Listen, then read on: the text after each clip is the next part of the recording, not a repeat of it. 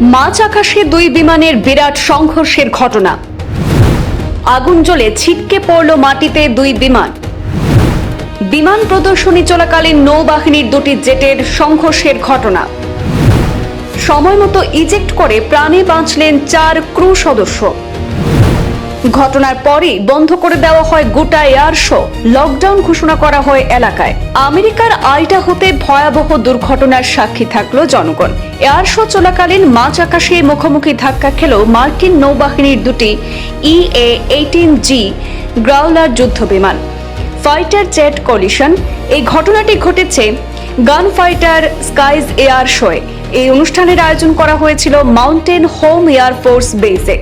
দুর্ঘটনার জেরে সঙ্গে সঙ্গে বন্ধ করে দেওয়া হয় গোটা এয়ার শো। কার্যত লকডাউন ঘোষণা করা হয় গোটা এলাকায়। প্রত্যক্ষদর্শীদের তোলা ভিডিওতে দেখা গেছে সংঘর্ষের পর আগুন জ্বলে ওঠে আকাশে। জ্বলন্ত অবস্থায় ঘুরতে ঘুরতে নিচে ভেঙে পড়ে দুটি যুদ্ধ বিমান। আর আতঙ্কে চিৎকার শুরু করেন সেখানে উপস্থিত দর্শকরা। তবে স্বস্তির খবর যে বিমানে থাকা 4 জন ক্রু সদস্যই সময় মতো ইজেক্ট করতে সক্ষম হন। আকাশে একসঙ্গে 4টি প্যারাশুট খুলতে দেখা যায়, পরে তাদের নিরাপদে উদ্ধার করে জরুরি পরিষেবা কর্মীরা। মার্কিন নৌবাহিনীর তরফে জানানো হয়েছে এই দুর্ঘটনায় জড়িত বিমান দুটি ছিল ইলেকট্রনিক অ্যাটাক স্কোয়াড্রন 129 এর অংশ।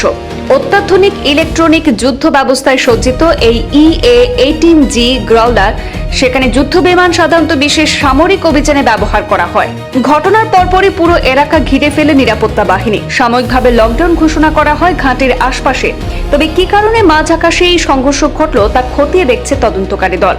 সবচেয়ে বড় স্বস্তি, মাটিতে থাকা কোনো দর্শক আহত হননি বলে জানিয়েছে স্থানীয় প্রশাসন।